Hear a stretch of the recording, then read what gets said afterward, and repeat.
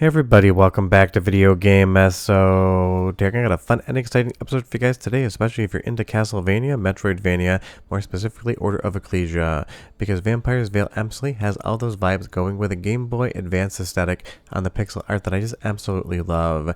And considering it is October, a good horror game, even if it is just kind of light horror, is always going to be a great time. Before we get too far involved though, do me a huge favor, go down below, hit like and subscribe, and ring that notification bell, definitely helps us out. And if you feel so inclined and want to support the channel, we got a Patreon link down below as well. But I had a few people on Twitter send me a link to the Steam demo of this and say I should check it out because they know I love a good Metroidvania. And considering the one thing Konami is never going to seemingly do again is give us another Metroidvania game, we have to leave it to other studios to kind of make games in that sort of art style and overall gameplay aesthetic. The good thing is, at least on demo here, Vampire's Veil has a ton going for it, and it kind of even adheres to the Symphony of the Night formula where you start out with all of your moveset, and then you're going to be weakened until you find a lot of that stuff back in the castle you're going to. But right off the top, I would say I love the movement tech in this demo, and it really does make me excited to see a finished product.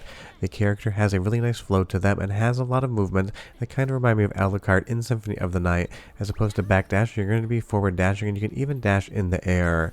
Now currently I have a double jump, but that's going to be taken away very close to when we actually get into the castle, so it kind of just plays around with that same thing where death takes away all of your powers when you're actually playing Symphony of the Night.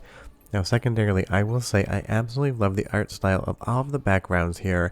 I'm not a huge fan of the overall character sprite, maybe it looks a little bit too chibi for me, but honestly it's a very small thing, and there's a ton of story here even in the demo, so you're going to get a lot of lore dumps as well.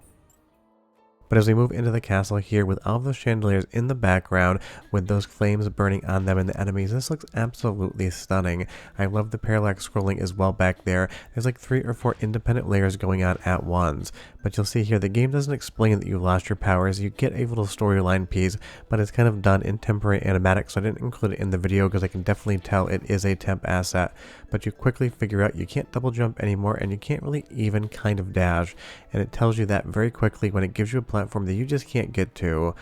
Like the best Metroidvanias out there, this basically shows you visually where you need to go and what you need to get there, but it doesn't allow you to actually have that ability until later on in the game when you pick up that specific power up or item. And I've always loved that about stuff like Metroidvania, that sense of progression, because right here you think to yourself, oh, can I make it across this jump? Maybe I'm doing some sort of sequence break here and they left a couple too many pixels. When you actually get into the next room here, you're going to see that there is a power-up, but there is no way to get over there because we don't have a double jump and we don't have our mid-air dash right now.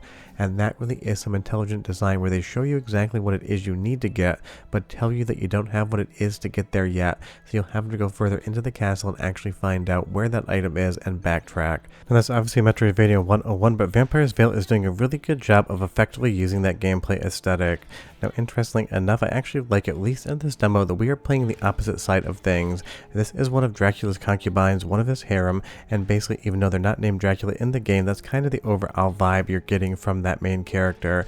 And we are actually trying to regain our powers after a group of villagers and priests basically took all of our skills away. That's kind of the storyline here as to why you're actually doing anything in the first place. But again, those story beats, the artwork was definitely temporary. I didn't use it in the video because I thought it was not very visually attractive, and I know it definitely isn't going to be the final version.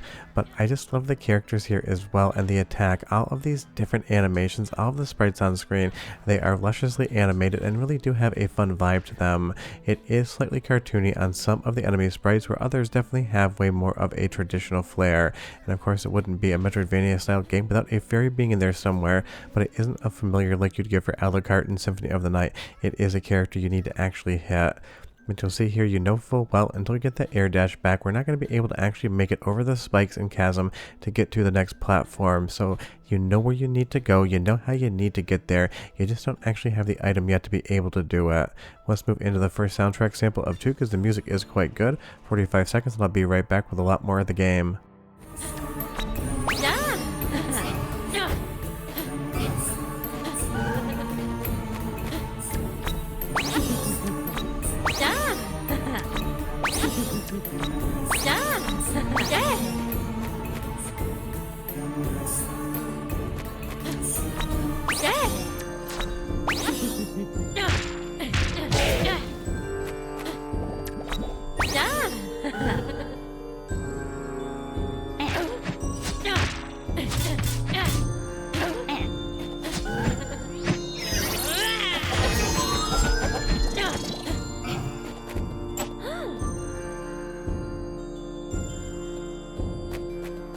I love the bells in the soundtrack, and almost has like a fairy tale aesthetic to it in some points in time.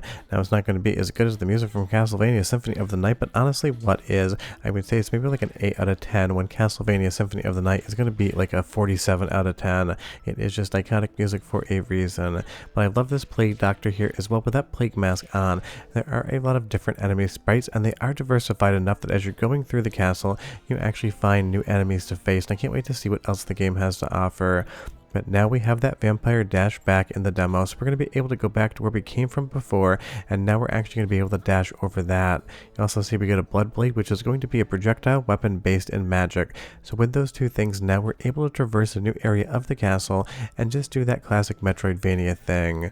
But honestly, one of the #1 things I'm loving about this so much is the movement tech along with the art style. You have a really tight, concise control scheme here. If you miss a jump, it's because you mistimed that button press, not because the game has any latency or is fighting you.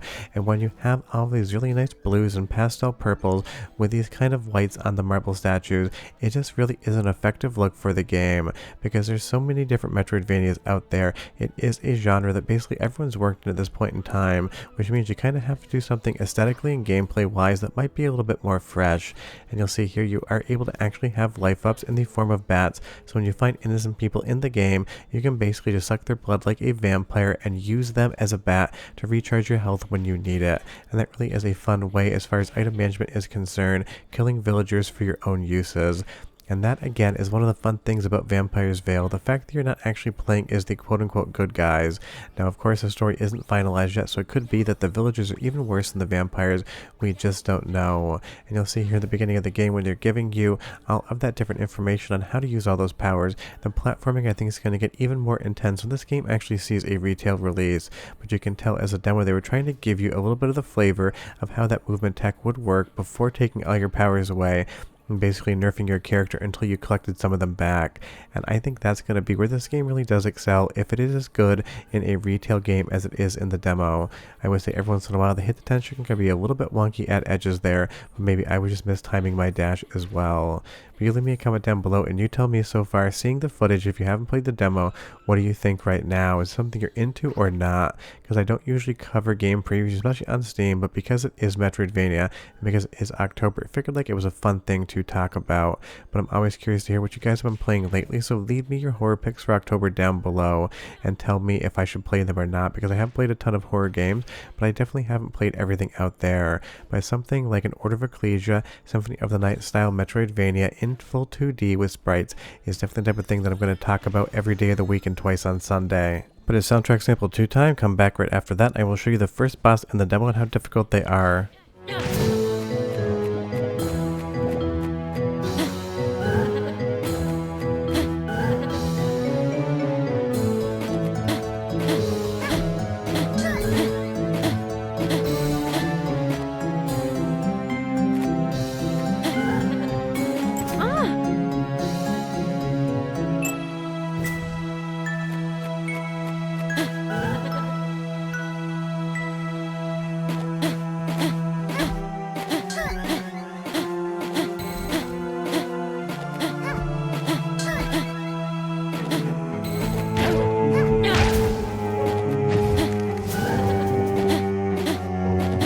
I mean, that track's definitely doing it for me, and as far as the demo is concerned, Vampire's Veil is convincing me that I want to play the full game.